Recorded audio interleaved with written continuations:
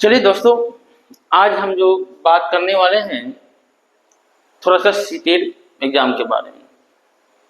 यानी CTET exam में जो क्वेश्चन पूछे जाते हैं, बच्चे आसानी से कैसे पास हो जाए। बहुत सारे बच्चे का कॉल आया कि सर थोड़ा सा एक्सप्लेन कर दीजिए कि सीटेट में हम किस में ज़्यादा फोकस करें और ना करें।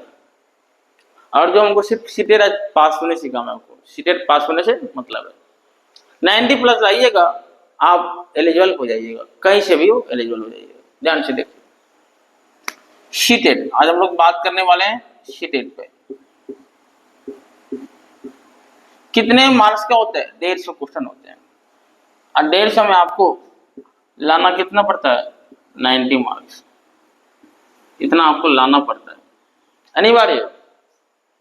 अब जनरल ओबीसी के लिए कुछ कम है तो वो अलग बात है, लेकिन आपको जनरल मान के चलना है कि हमको 90 प्लस लाएंगे, हम कहीं से भी एलिजिबल हैं। ध्यान से देखिए, चाहे पेपर 1 हो या पेपर 2, दोनों के लिए बता देता हूं।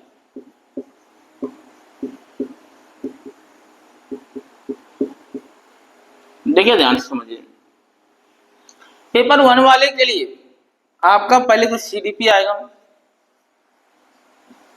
सीडीपी 15 क्वेश्चन कंटेंट और 15 क्वेश्चन पेडागोगी। ध्यान से रखते जाइएगा, ये चीजें इसमें भी आएगी। सीडीपी 15 क्वेश्चन कंटेंट और 15 क्वेश्चन पेडागोगी, दोनों में ये चीजें सेम आती है, ठीक है ना। अब देखिए, आपका जो है इसमें मैथ का कंटेंट से 15 क्वेश्चन, पेडागोगी से 15 question, EVS 15 question content, 15 question pedagogy.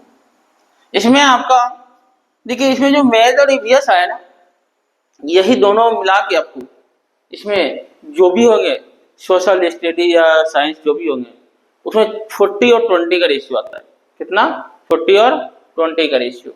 यानी जैसे आपका जो भी सब्जेक्ट होगा, जिस सब्जेक्ट से होंगे आपका 40 क्वेश्चन पूछेगा कंटेंट से, अब 20 उसमें आपको पेडागोगी देगा, ठीक है ना। यहाँ देखिए, यहाँ आपका कितना क्वेश्चन हुआ? 30 क्वेश्चन हुआ, यहाँ आपका 60 हो गया, ठीक है। यहाँ देखिए, यहाँ आपका कितना हुआ? 30 हुआ, यहाँ आपका 30, यहाँ भी आपका 30। अब देखिए, पेपर 1 और पेपर 2, पेपर 1 हिंदी जो होता है, एक हिंदी लीजिए, कोई भी पेपर आप लीजिएगा, एक नहीं दूसरा अलग अलग। जैसे इंग्लिश मीडियम वाले भी हैं, वो यदि पहला लेंगे हिंदी, दूसरा हिंदी लेना पड़ेगा, और यदि यहाँ लेंगे हिंदी तो दूसरे में संस्कृत लेना पड़ेगा, कुछ भी लेना पड़ेगा। इसमें वही है, पेपर 1 इंग्लिश या हिंदी या कुछ भी लीजिए एक पेपर। जो इसमें यदि इंग्लिश लिए तो इसमें आप इंग्लिश नहीं ले सकते हैं, इसमें आपको हिंदी या संस्कृत लेना पड़ेगा। इसमें भी आपका देखिएगा, इंग्लिश या हिंदी जो भी लिए, इसमें 15 कंटेंट टाइप का रहेगा और 15 पेडागोगी, 30 क्वेश्चन। इसमें भी उसी तरह 15 क्वेश्चन कंटेंट, 15 पेडागोगी, कितना हुआ? 30 क्वेश्चन। सब मिला के हो गया ना आपका, इधर 150, इधर भी वही होगा, 15 question content, 15 question pedagogy, 30 question. यहाँ भी वही 15 क्वेश्चन कंटेंट, 150, ठीक है ना। अब हम लोग बात करेंगे कि किस पे ज्यादा फोकस करेंगे जो मेरा मार्क्स एलिजिबल हो जाए पास के लिए, 90 से ऊपर आ जाए। देखिए, आपको ये देख रहे हैं कि 90 मार्क्स का सिर्फ आपको पेडागोगी पूछा जाता है, इसलिए मेरा कहना है कि आप पहले पेडागोगी पे फोकस कीजिए। पेडागोगी जो है ना, ऐसे सीडीपी हुआ, कुछ पेडागोगी मिलते जुलते आते हैं। थोड़ा सा हिंदी और संस्कृत का पेडागोगी आपका ये सबसे थोड़ा सा हट के आएगा, नहीं तो प्राय सब मिलते जुलते आते हैं। जैसे सीडीपी पेपर 1 वाले के लिए सीडीपी मैथ ईवीएस, इस समय पेडागोगी थोड़ा मोड़ा अलग रहता है, ज्यादा अलग नहीं, सब मिला जुला रहता है। इसलिए मेरा कहना यह है, आप लोग पहले पेडागोगी को फोकस कीजिए।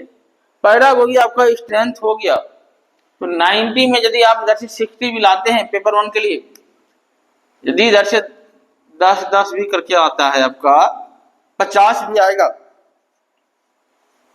इधर से 50 मार्क्स आपका आ गया, ईवीएस आपका आराम से 10 आ जाएगा, सबसे याद कीजिएगा।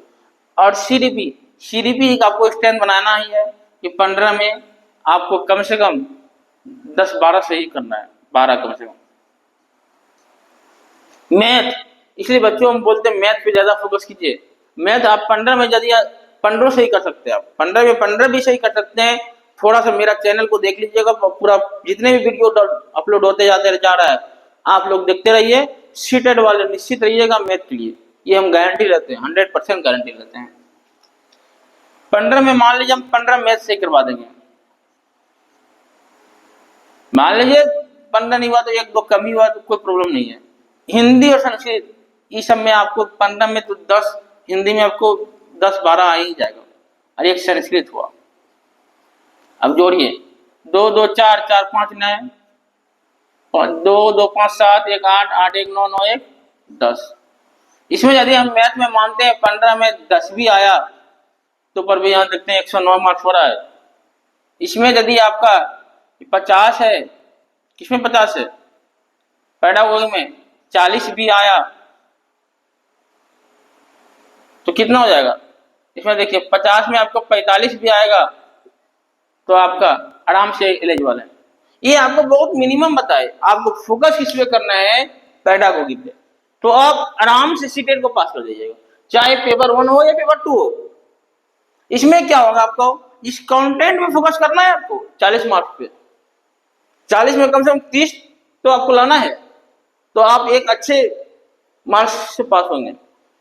और ये तो आपका 15 समय है ना, इसमें 15 30 45 65 क्वेश्चन पेडागोगी है, पेडागोगी स्ट्रॉन्ग हो जाएगा, आपको 65 में 40 आएगा ही, 40 इधर फिर हिंदी में 40, इसमें 10 भी लाते हैं, 10 50 10 60 और 30, फिर इधर भी 10 है, 70 20 90, आराम से 90 पास कीजिएगा।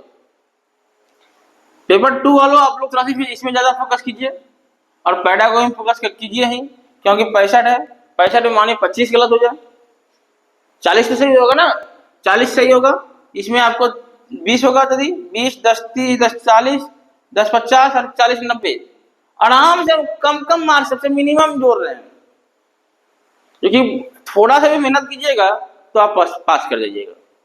बच्चे जो है ना सब्जेक्ट वाइज देख के नहीं कि मेरा, पहले आप लोग ऐसा कीजिए, जब सेट मारिए, सेट मारते रहिए, आप देखिए मेरा मार्क्स किस में कम आ रहा है, जैसे सीडीपी में कम आ रहा है तब तो समझिए मेरा पेडागोगी अभी थोड़ा कमजोर है।